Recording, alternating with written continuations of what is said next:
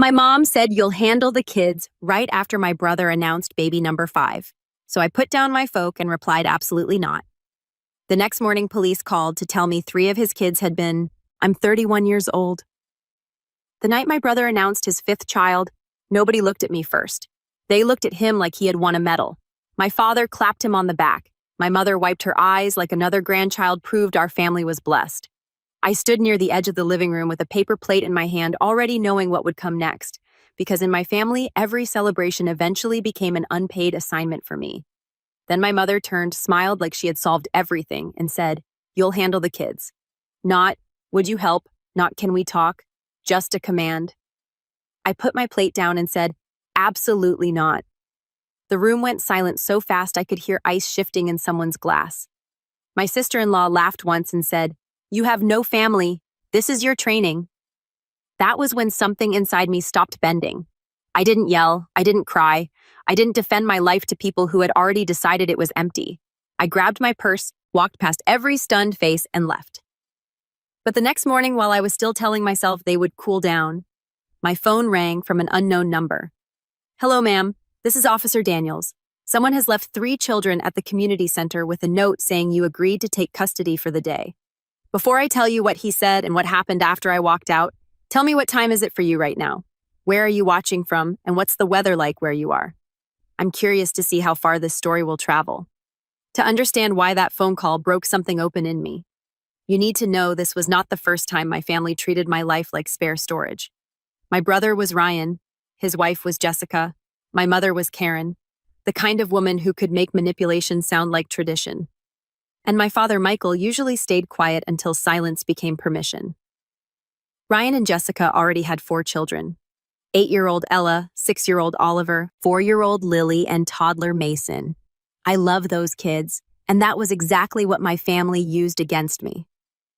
When Ella had a fever during my final week of night classes, I was called selfish for not leaving work early. When Oliver's preschool closed, Ryan dropped him at my apartment and said, "You're better with schedules anyway." When Lily was born, my mother told everyone I had volunteered to help Jessica recover, which somehow meant I spent 3 weekends doing laundry dishes and bedtime routines while Ryan played golf, because new fathers need breaks too. Every time I pushed back, they acted wounded. Every time I gave in, they called it love. So when Ryan announced baby number 5 at that BBQ, my body reacted before my mind did. I knew that 5th child wasn't only being celebrated as a baby, that baby was another reason to chain me to a role I never chose. After I left, my phone buzzed before I even reached the main road. "Mom, don't embarrass this family." "Ryan, you made Jessica cry." "Jessica, one day you'll regret being alone." "Dad, just apologize and move on." I ignored all of them. The next morning, I met my best friend James at a coffee shop downtown because he was the only person who never treated my boundaries like an attack. I barely sat down before he said, "They did it again, didn't they?" I told him everything. The announcement, Mom volunteering me Jessica's training comment, and the way my father smiled at Ryan like producing children made him heroic. While my adult life was treated like a waiting room for other people's emergencies. James listened, then said, "Sophie, this isn't help anymore. This is ownership." I wanted to argue, but I couldn't. Then my phone lit up again. It was my mother. When I didn't answer, she texted, "Come to the house now. We need to fix your attitude before this becomes a bigger problem." James told me not to go. He said people like that didn't want a conversation. They wanted surrender. But part of me still believed that if I spoke clearly enough, calmly enough, with enough proof that I was a person and not a backup plan, they would finally hear me. So I drove to my parents' house. The moment I walked in, my mother was waiting in the kitchen stirring iced tea like she was hosting lunch instead of an intervention. Ryan sat at the table scrolling on his phone. Jessica leaned against the counter with red eyes that looked too perfect, like she had practiced crying without ruining her makeup. Dad stood near the sliding door, silent as always. Sophie, Mom said, "We are not asking for much."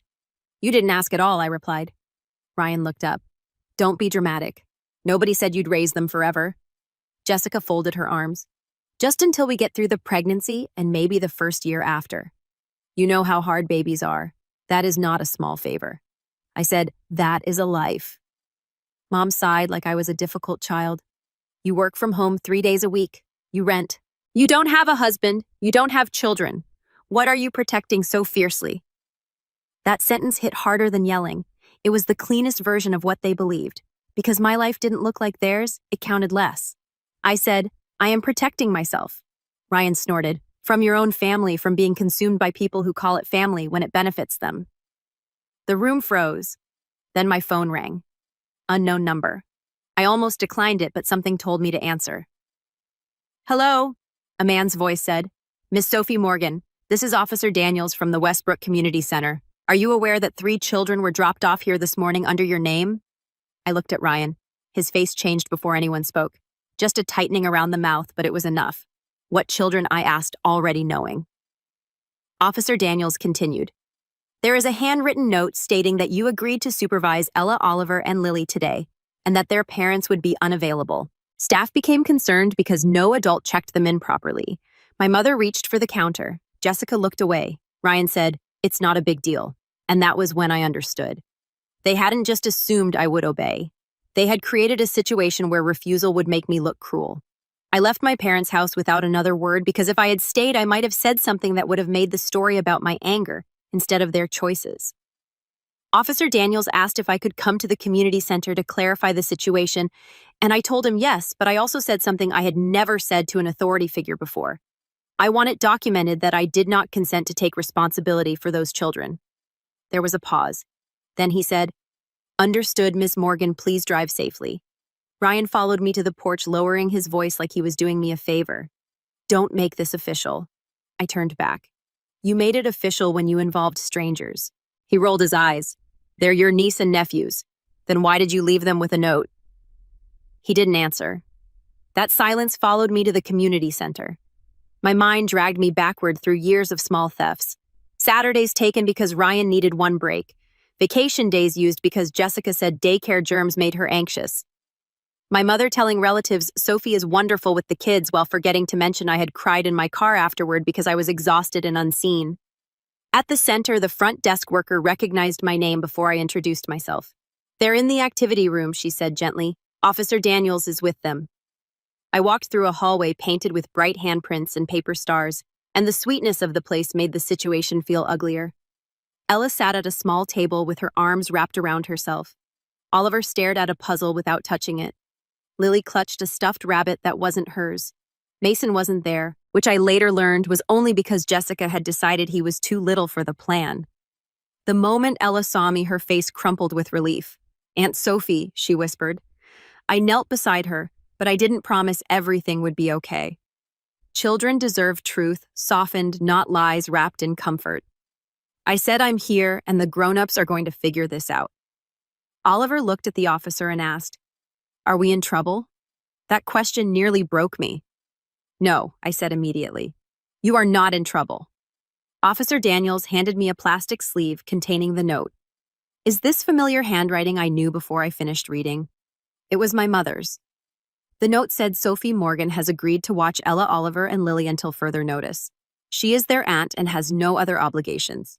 Their parents are preparing for a new baby and need family support. Please call Sophie if there are any issues. I read the sentence has no other obligations 3 times.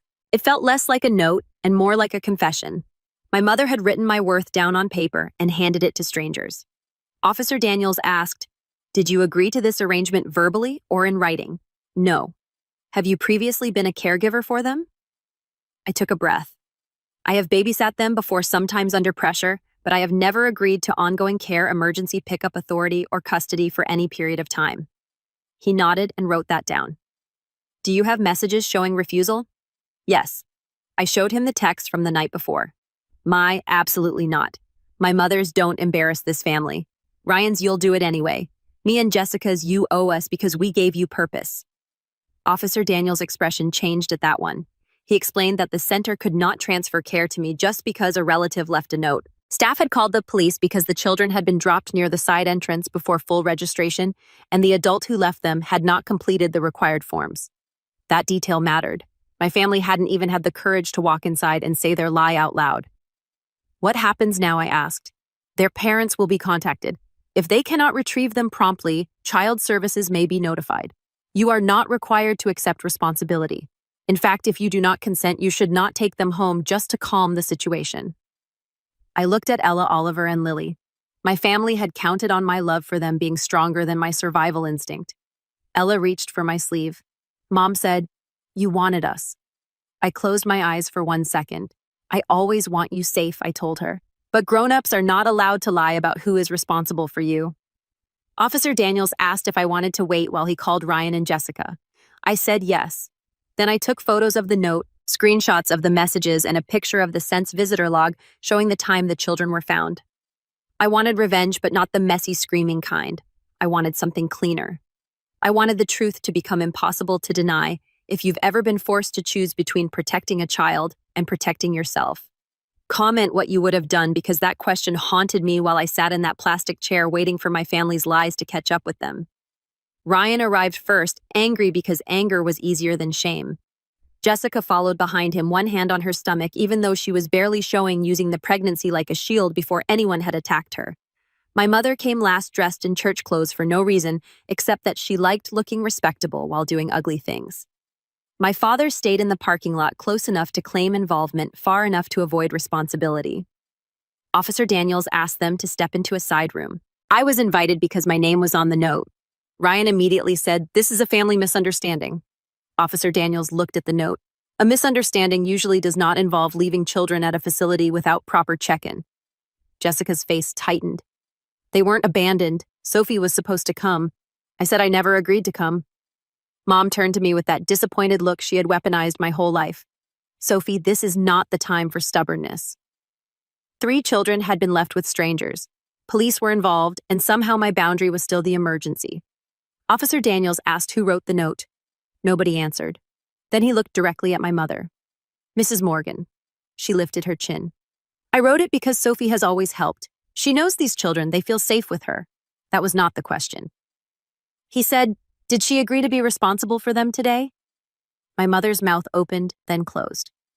Ryan jumped in. She was being difficult. "But we knew she'd come around, so she refused," the officer asked. "She was emotional," Jessica said. "That's not a yes," I replied. Ryan glared at me. "You're really going to do this in front of an officer?" "No," I said. "You did this when you left your children at a community center with my name on a note." The room went still. For the first time, the sentence sounded as bad as it was. My mother reached for the softer weapon. "Sophie, sweetheart, nobody meant harm. You're just so good with them. Ryan and Jessica are under pressure. A 5th baby is a blessing, but it's a lot. Then they should have planned for a lot before announcing it like a trophy." Jessica gasped. Ryan stepped closer. Officer Daniels quietly said, "Sir, please remain seated." Ryan sat, but his face was red. "You've always been jealous," he said. "You can't stand that I have a family and you don't." There it was again, the emptiness they assigned to me so they could fill it with labor. I looked at him and kept my voice calm. "No, Ryan, I can't stand that you keep making children and then treating everyone else as staff." Jessica's eyes filled with tears. "How can you say that I'm pregnant? Pregnancy does not make lying acceptable." Mom slammed her palm lightly on the table. "Enough. You will apologize to your brother and his wife." I turned to Officer Daniels. "I want it documented that I am not an emergency contact caregiver, guardian, or child care provider unless I personally agree in writing." He nodded. Ryan laughed bitterly. "You're making yourself look heartless." I took out my phone. "No, I'm making myself clear." Then I read the messages aloud. "You'll do it anyway. You owe us because we gave you purpose. Don't embarrass this family. Come fix your attitude." Jessica tried to interrupt, but Officer Daniels asked her to wait. My mother's face changed as each sentence landed in the room. She had expected me to be flustered, apologetic, cornered by guilt. She had not expected evidence. That was my first real taste of power. Not revenge as destruction, but revenge as documentation. Officer Daniels explained that the children needed to be retrieved by their parents and that the incident would be recorded. He also said a referral could be made if there were repeated attempts to leave the children without confirmed care. Ryan's confidence cracked. "A referral? Are you serious when children are left without proper supervision?" "Yes," Officer Daniels said. Jessica started crying for real then, not because of what she had done to the kids, but because consequences had entered the room. My mother whispered, "Sophie, look what you're causing." That sentence would have destroyed me a year earlier, but sitting there with her handwriting in a plastic sleeve and her lies on record, I finally saw the trick. They caused harm, then handed me the shame. I said I didn't cause this. I refused to hide it. Ryan leaned forward.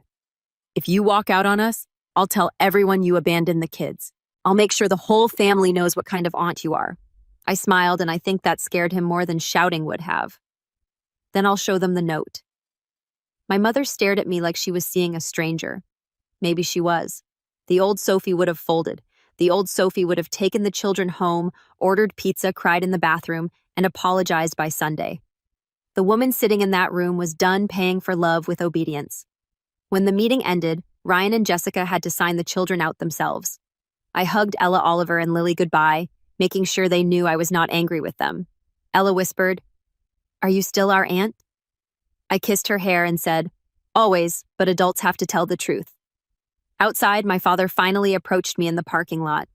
For 1 second, I thought he might say he was sorry. Instead, he said, "You took this too far." I looked at him and said, "No, Dad." I finally stopped carrying it quietly. Then I drove away while my phone began to explode. By the time I got home, there were 23 missed calls, 48 text messages, and one voicemail from my mother that began with, "I hope you're proud of yourself," which told me everything. I did not answer. Instead, I sat at my kitchen table, opened my laptop, and wrote the most important letter of my life. It was not emotional that mattered. Emotion was what they twisted. Facts were harder to bend. I wrote, "I, Sophie Morgan, do not consent to be listed, named, implied, or represented as a caregiver, guardian, emergency contact transportation provider, or childcare provider for Ryan and Jessica Morgan's children without my prior written agreement for a specific date and time." I added that any future attempt to leave children in my care without consent would be reported to the appropriate authorities. I attached screenshots, the photo of the note, and my refusal texts. I sent it by email to Ryan, Jessica, my mother, my father, and blind copied myself. Then I saved everything in a folder labeled Family Boundary Documentation. It felt cold. It also felt like oxygen. Then I called James. He answered on the first ring. "Tell me you didn't take the kids home." "I didn't." He exhaled. "Good. I'm proud of you." That sentence landed without a hook in it. We met for dinner that night, and James helped me make a plan. First, no phone calls, only written communication. Second, no visits to my parents' house without a witness or clear reason. Third, contact the community center in writing to confirm that I had never consented to be responsible for the children. Fourth, if Ryan tried to smear me, respond once with facts, not arguments. "You don't beat a manipulation machine by feeding it more emotion," James said. "You unplug it." I wanted to believe the worst was over. It wasn't. 2 days later, my cousin Melissa sent me a screenshot from a family group chat I had muted months earlier. Ryan had written, "Sophie abandoned my kids at a community center because she was bitter about our new baby." Jessica added, "Some women can't handle seeing others build families." My mother replied with a prayer emoji, and we are heartbroken by her choices. Then came the relatives. Aunt Linda shameful. Uncle Paul, your grandparents would be disappointed. Someone I barely knew wrote, "This is why people without children don't understand sacrifice." I stared at the screen, feeling the old heat rise. Not guilt this time, precision. I asked Melissa, "Are they saying I agreed to watch the kids?" She replied, "Yes." Ryan says, "You backed out last minute." So I did exactly what James told me. I wrote one message and sent it to the group chat. For clarity, I never agreed to watch the children. They were left at the community center with a note falsely stating I had accepted responsibility. Officer Daniels documented that I did not consent. I will not discuss the children publicly, but I will correct false claims about my involvement. Then I attached one image, the note with the children's names partially covered for privacy, but my mother's sentence visible. Sophie has no other obligations. Silence. For 11 beautiful minutes, nobody typed. Then Melissa sent a private message. "Oh my God." Aunt Linda deleted her comment. Uncle Paul left the chat. My mother called immediately. I let it ring. Ryan texted, "Take that down." I replied, "Stop lying." He wrote, "You're humiliating Mom." I replied, "Mom wrote it." That was the second taste of power. The first had been documentation. The second was refusing to protect people from the truth of their own handwriting. But the group chat was only the beginning. Jessica's sister, who worked with someone from the community center, apparently heard that an incident report existed. Suddenly, the story was not, "Sophie is heartless." It was, why were Ryan and Jessica's kids left without proper check-in? Their church friends started asking careful questions. A neighbor mentioned seeing my mother's car near the side entrance that morning. Ryan went from threatening me to begging me to stop escalating. I told him the same thing each time. I am not escalating. I am keeping records. Then Officer Daniels called again. His voice was serious. Ms. Morgan, the center has received conflicting statements from your family. They are now claiming you were part of an informal rotation and failed to appear. I almost laughed at the desperation. That is false. Do you have written communication showing your refusal before the children were dropped off? Yes, I said. Several. Please send them to the case email. We also recommend you provide a written statement. My fingers went cold, but not from fear, from clarity. My family had tried to turn my refusal into neglect. Now the same evidence they ignored was becoming the thing that protected me. That night I wrote my statement. I included dates, prior incidents, times I had been pressured, times I had refused, and times I had helped, but made clear it was temporary. I did not exaggerate. I didn't need to. The truth was already heavy enough. When I finished, I read the final sentence twice. I love my niece and nephews, but love for children must not be used to manufacture consent from an adult. If that sentence hits something in you, ask yourself this. How many times have you called it love when it was actually guilt wearing a family name? The official meeting happened the following week at the community center, and this time I did not go alone. James came with me not to speak for me, but to sit beside me as proof that I had someone in my corner who did not benefit from my silence. Officer Daniels was there, along with the center director, Ms. Alvarez, and a child services intake worker named Renee. Ryan and Jessica arrived late. My mother came with them carrying a folder like she was a lawyer, though later I learned it contained nothing but printed photos of me with the kids at birthdays and holidays, as if smiling beside children proved I had agreed to raise them.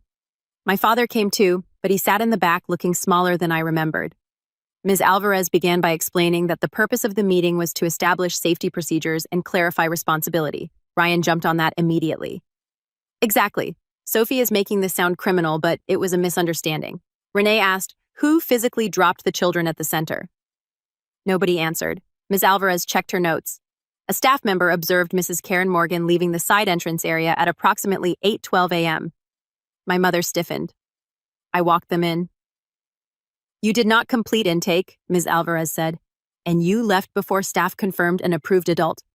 Jessica whispered. Karen, you said it was handled. My mother shot her a look, and for the first time I saw cracks between them. Manipulators work best when everyone shares the same lie. Under questioning, their stories began to separate. Ryan said Jessica was overwhelmed, and Mom offered to help.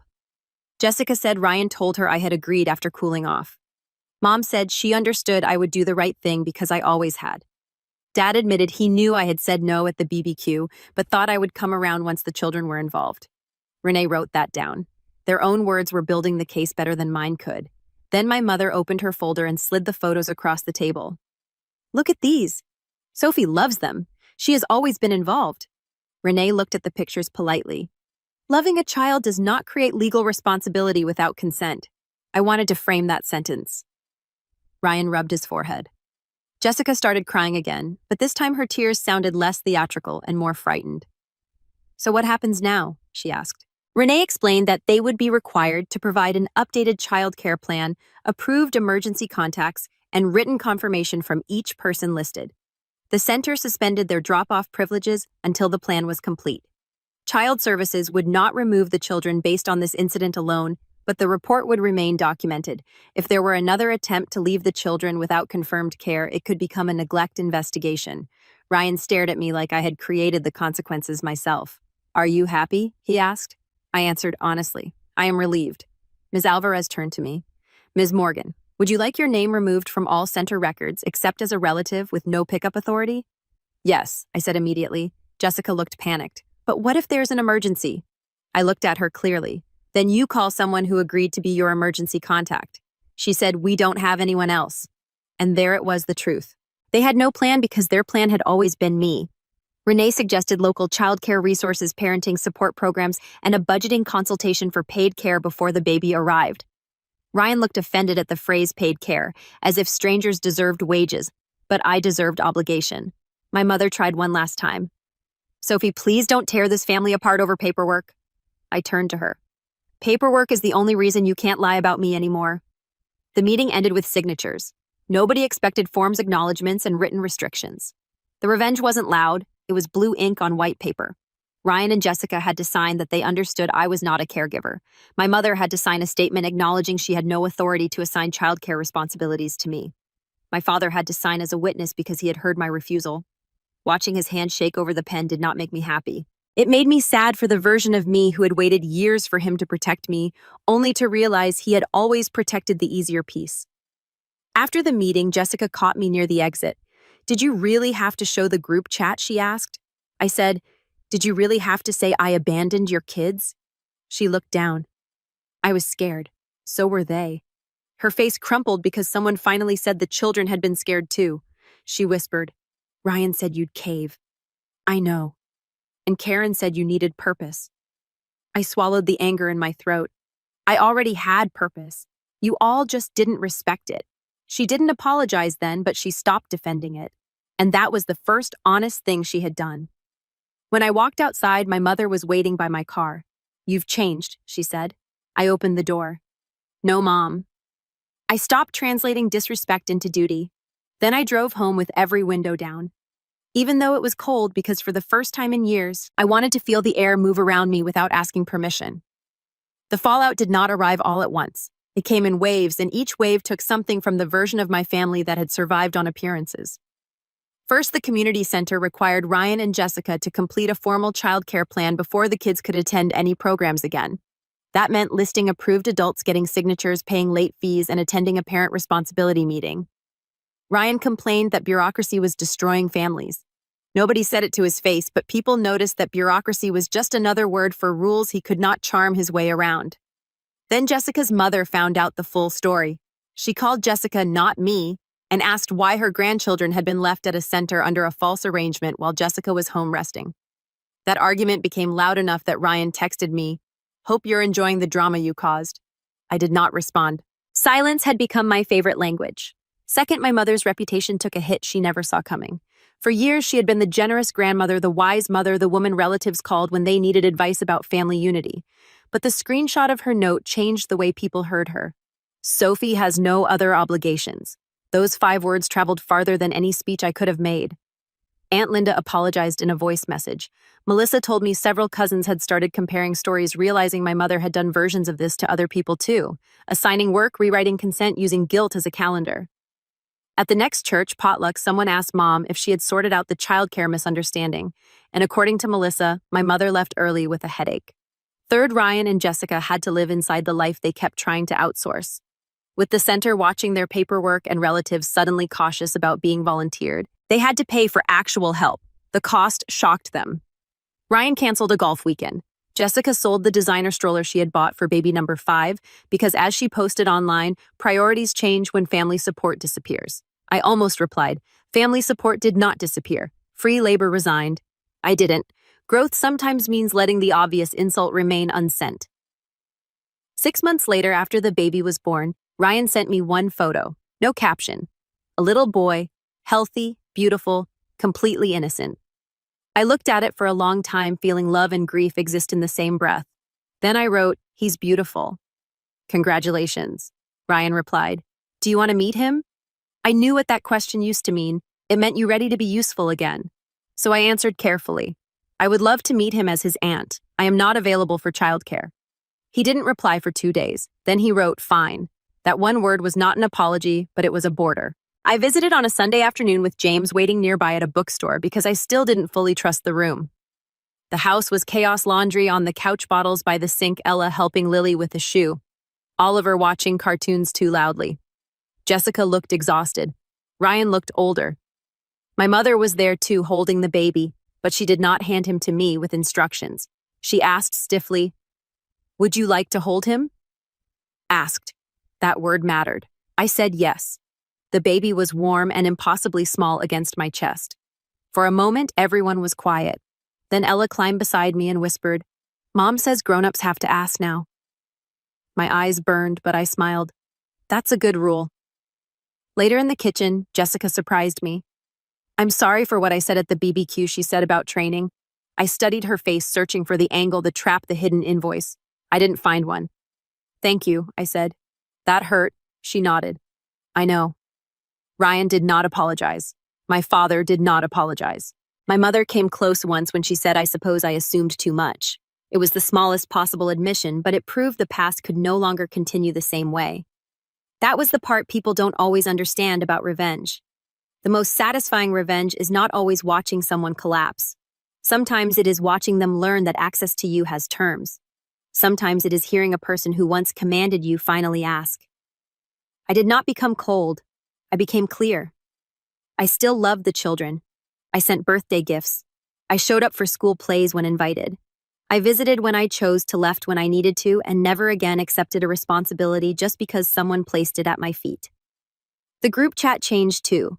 Whenever someone asked for help, people started using actual words like, "Are you available and would you be willing?"